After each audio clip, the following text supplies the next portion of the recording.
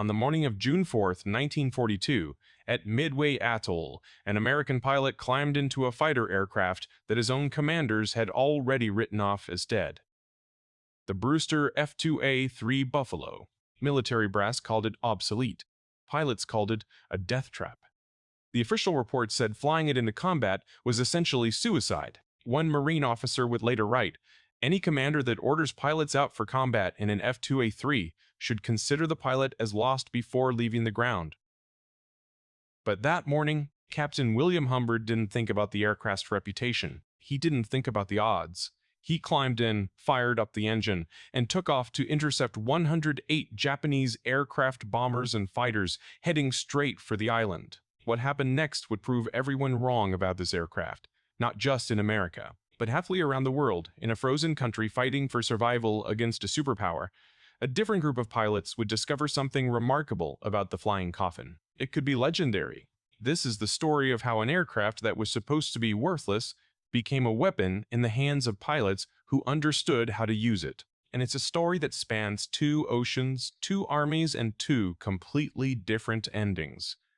The Brewster F2A Buffalo was supposed to be America's future. In 1939, when the Brewster Aeronautical Corporation designed it, it beat out the Grumman F4F Wildcat in competition to become the U.S. Navy's first monoplane fighter. It was sleek. It was modern. It was supposed to revolutionize naval aviation. The Buffalo had a Wright Cyclone radial engine producing 1,200 horsepower. It was faster than the Wildcat. It was just as maneuverable. It had all-metal construction and an enclosed cockpit. By 1939 standards, it was cutting edge. The Navy ordered dozens. The design proved so promising that other nations wanted it too. Finland bought some. Britain bought some. The Netherlands ordered them. Belgium requested them. It seemed like the Buffalo was on its way to becoming one of the defining fighters of the early war. But then something happened. By 1941, when the Navy was preparing for war with Japan, the calculus had changed. The engines available for export had less horsepower. The aircraft had been modified for carrier operations, adding hundreds of pounds of extra weight in armor plating, self-sealing fuel tanks, and increased ammunition capacity. The F2A-3, the variant that would see combat in the Pacific, was 600 pounds heavier than the original F2A-1. That extra weight completely changed the aircraft's character. It was slower. It climbed slower. It turned slower. And crucially, it couldn't absorb punishment the way the earlier variants could. The Marine Corps, which had taken delivery of these aircraft for the defense of Midway, knew they had a problem. In March 1942, a Marine Corps commander filed a report. He said the F2A-3 was unstable. He said it was overweight. He said that if it faced the Japanese Zero in combat, it would be at a catastrophic disadvantage. 3 months later, his prediction was about to come true. Midway Atoll sits in the middle of the Pacific Ocean, 1,200 miles northwest of Hawaii. It's tiny, barely more than a speck on the ocean, but in June 1942, it was the most strategically important piece of real estate in the Pacific War. The Japanese wanted to take it. The Americans had to hold it. To hold Midway, the Navy positioned Marine Air Group 22, commanded by Major Ira Kymeens. The air group consisted of 2 squadrons, VMF 221, the fighter squadron, with 21 Brewster F2A-3 Buffaloes and 7 Grumman F4F3 Wildcats, and VMSB 241, the dive bomber squadron. The commander of VMF 220 was Major Floyd B. Parks, a respected officer who had trained his pilots for combat against the Zero. But even Parks knew what his pilots were facing. The Zeros that would be escorting the Japanese bombers were piloted by some of the most experienced fighter pilots in the world. These were not green recruits. They were veterans of the fighting in China, Korea, and the raids on Pearl Harbor. They had combat experience. They had training that was ruthless and unforgiving. And the Zero itself was a revelation, the best fighter Japan had yet produced. Fast, agile, lethal. The Marine pilots knew the odds before they even took off. At 5:55 in the morning, the radar on Midway picked up a signal. Enemy aircraft, 93 miles out, altitude 11,000 feet. The pilots of VMF 221 were in their ready room. Within minutes, they were sprinting to their aircraft. The 1st Division took off under Major Parks. 5 Buffaloes climbing into the dawn sky. They reached 14,000 feet and started searching for the Japanese formation. At 0606 hours, they found them. 108 Japanese aircraft, 36 Aichi D-3A Val, dive bombers, 36 Nakajima B-5N2 Kate torpedo bombers, and 36 Mitsubishi A6M Zero fighters. It was an overwhelming force. The Marines didn't hesitate. Parks led his division into a diving attack on the bomber formation. The Buffaloes screened down, firing their .5 caliber machine guns at the relatively defenseless bombers. For a moment, it worked. The Japanese bombers began to scatter. Some were damaged. The attack was disrupting the enemy formation, but then the Zeros reacted. The Japanese fighters, which had been flying above and around the bomber formation, dove on the American fighters, and what happened next was one of the most one-sided air battles of the war. Major Parks' entire division was torn apart. 5 Brewster F2A-3 Buffaloes went into that fight. None of them came back. Parks himself was shot down, bailed out into the ocean, and was strafed by Zeros as he floated in his parachute. He survived initially, but was eventually picked up by the Japanese and died in captivity. The 2nd Division of Buffaloes attacked next. 6 aircraft. 2 survived. 4 were shot down. The 3rd Division. 6 Buffaloes. 3 were shot down. The pattern was relentless. The Buffaloes couldn't maneuver with the Zeros. They couldn't outdive them consistently. And when a Zero got on their tail, there wasn't much the pilot could do except try to get to sea level, where the Buffalo could at least match the Zero's speed in a dive. Of the 21 Brewster F2A-3 Buffaloes that took off that morning, 13 were shot down. 14 pilots were killed in action. By the end of the day, only 2 of VMF 221's Buffaloes were still operational. It was catastrophic. It was a disaster, and it confirmed what everyone had already suspected. The Brewster F2A-3 Buffalo was a flying coffin. One pilot after the battle filed an official report. His name was Charles Coons. He had shot down 2 Val dive bombers but had been attacked by a Zero. He wrote, "The Zero fighter has been far underestimated. I think it is probably one of the finest fighters in the present war. As for the F2A-3, it should be in Miami as a training plane, rather than used as a first-line fighter." Across the Navy and Marine Corps, the consensus was the same. The Buffalo was finished. It wasn't a combat aircraft. It was a coffin. But the story doesn't end at Midway. While American pilots were discovering the Buffalo's limitations at Midway, something very different was happening on the other side of the world. In Finland, a country caught between 2 superpowers, Nazi Germany and the Soviet Union, a different group of pilots had received Brewster F2A-1 aircraft months earlier. Not the F2A-3 variants that were destroying themselves at Midway. The original F2A-1s, with more powerful engines and lighter weight. Finland was fighting for survival. The Soviet Union had invaded in 1939. Finland had signed a peace treaty, but the Soviets weren't satisfied. In June 1941, Germany invaded the Soviet Union, and Finland saw an opportunity. They could fight alongside Germany, take back territory, and maybe, just maybe, win their independence. The Finnish Air Force didn't have many aircraft. They couldn't match the Soviets in numbers, so they had to win through superior tactics, superior training, and pilots who understood how to use what they had. The Brewster F2A-1, which the Finnish called the B-239, was their primary fighter. The Finns modified it, removed unnecessary equipment, added armor plating where it mattered, upgraded the engine, and gave it a gun sight designed by a Finnish engineer. The result was an aircraft that was different from the one the Americans were flying at Midway. More importantly, the Finnish pilots understood something the Americans didn't. They understood that the way to fight superior aircraft was not to try to outmaneuver them or outclimb them. It was to use speed and diving tactics, to be ruthless about energy management, and to never, ever get into a turning fight with an aircraft that couldn't turn. The Finnish pilots were experienced. They had been fighting the Soviets since 1939. They knew Soviet aircraft. They knew how to fight in the Arctic. And they believed that with the right tactics, they could win. And then something remarkable happened.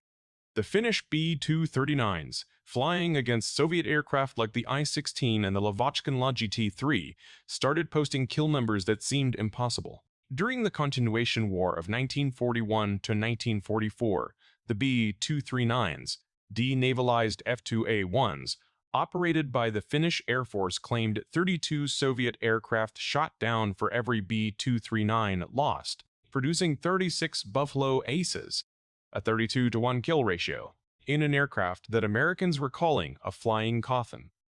One Finnish pilot named Jorma Karhunen became one of the leading aces of the war. Flying a Brewster B-239, he shot down 24 Soviet aircraft. Another pilot, Aino Luukkonen, shot down 18, Gunnar Jarvi 15.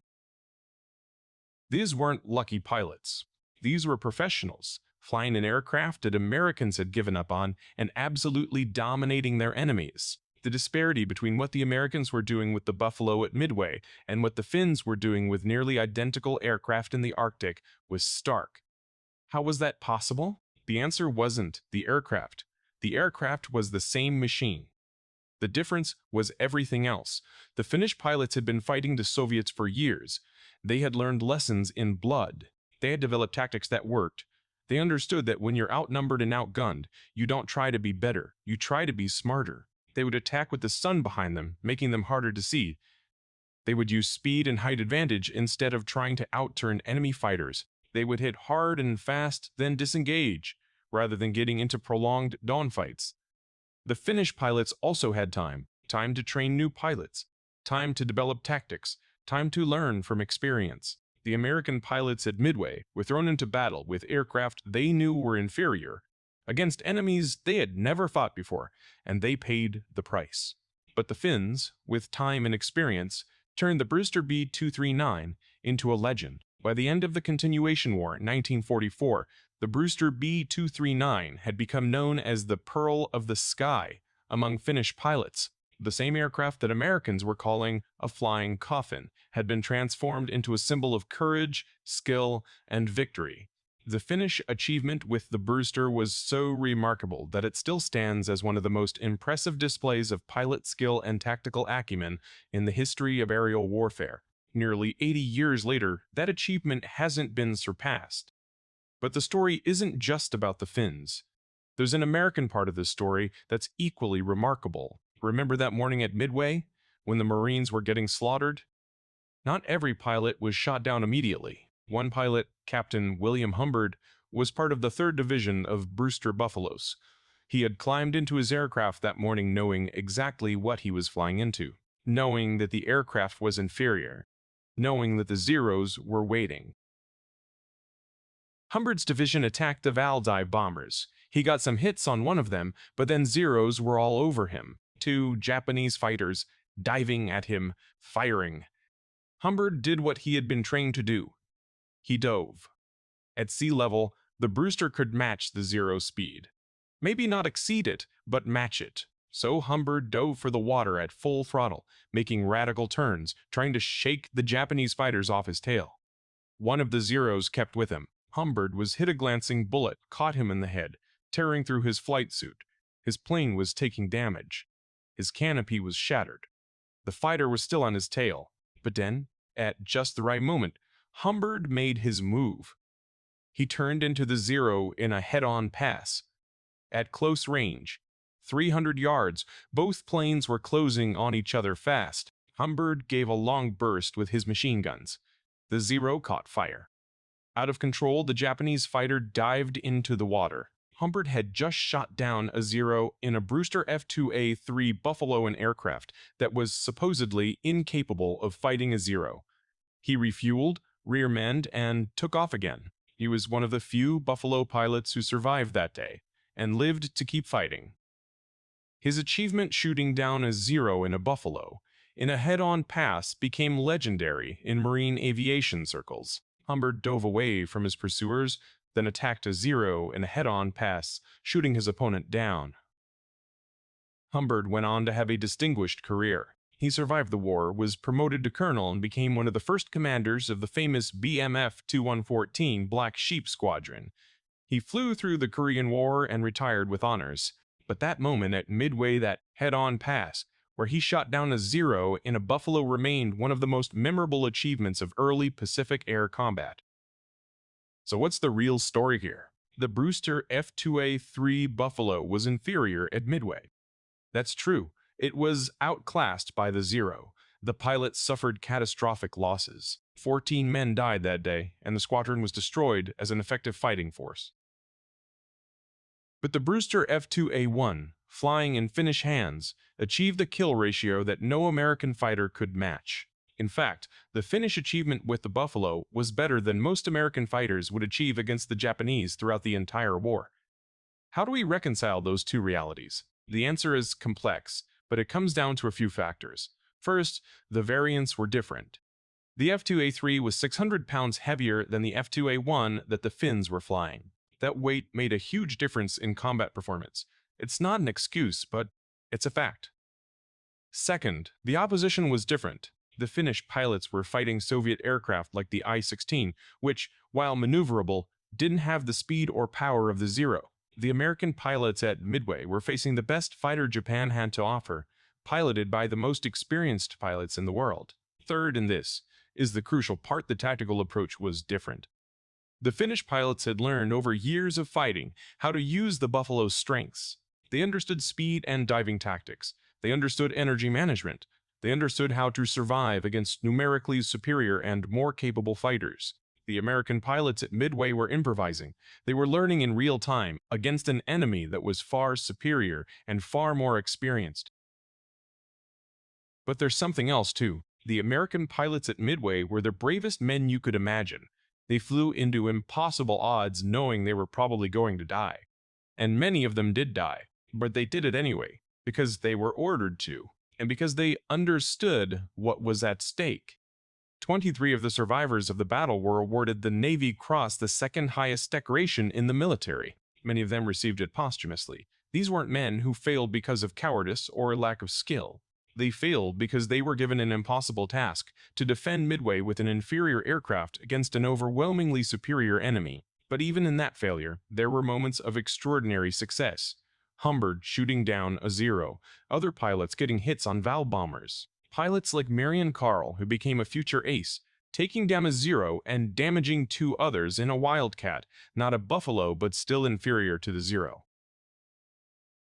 The American pilots learned from Midway. In the Solomons, with more experience and better tactics, American pilots flying Wildcats and eventually Hellcats and Corsairs would become master killers of Japanese fighters. But Midway was their schoolhouse, and the price of tuition was high. The irony is that the battle itself was an American victory. The dive bombers sank 4 Japanese carriers. The Japanese offensive was stopped. The war in the Pacific would never again favor Japan. From a strategic perspective, Midway was an overwhelming American triumph, but for the pilots of VMF-2-1, for the men who flew the Brewster F2A-3 Buffalo, it was a nightmare. 14 men died. 12 aircraft were destroyed. The squadron was broken. And yet, the story of that day has been told and retold because of that bravery, that sacrifice, and those moments of extraordinary achievement against impossible odds. So what does it mean that the same aircraft could be a death trap in one theater and a legendary success in another? It means that aircraft are only as good as the pilots who fly them, the tactics they employ, and the situations they're put in. The Brewster F2A-3 Buffalo was genuinely inferior to the Zero. That's not opinion. That's fact. It was heavier, slower, and less maneuverable than the Japanese fighter. In a one-on-one engagement, a skilled pilot in a Zero would beat a skilled pilot in a Buffalo most of the time. But the Brewster F2A-1, the original variant in the hands of Finnish pilots with years of experience and tactics specifically designed to use the aircraft's strengths instead of exposing its weaknesses, was something else entirely. And the American pilots at Midway, despite flying an inferior aircraft against a superior enemy, proved that courage and determination could matter. They couldn't win against the Zeros, but they inflicted damage. They bought time. They proved that American pilots were willing to die for their country. The Brewster Buffalo went down in history as a failure, as a flying coffin, as an aircraft that shouldn't have been in combat. But that's only part of the story. In Finland, it's remembered as the Pearl of the Sky, as an aircraft that, in the right hands with the right tactics, could defeat enemies that should have defeated it. And at Midway, Despite the losses, it's remembered because of the bravery of the men who flew it. Men like William Humberd, who shot down a Zero despite everything being against him. Men like Floyd Parks, who led his pilots into an impossible situation and died trying to protect his island. The Buffalo itself was a machine. It was made of aluminum and steel and fabric. What made it legendary or infamous was the men who flew it, and the circumstances in which they flew. The Brewster F2A-3 was indeed a flying coffin at Midway. 14 men died that day to prove it, but the Brewster F2A-1 was a legend in Finland. 32 victories for every loss. The same aircraft. Different outcomes. That's the real lesson.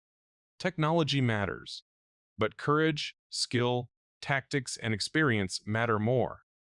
The best aircraft in the wrong hands, flown poorly against superior enemies, is a death trap. But the worst aircraft in the right hands, flown brilliantly with years of hard-won experience, can be legendary.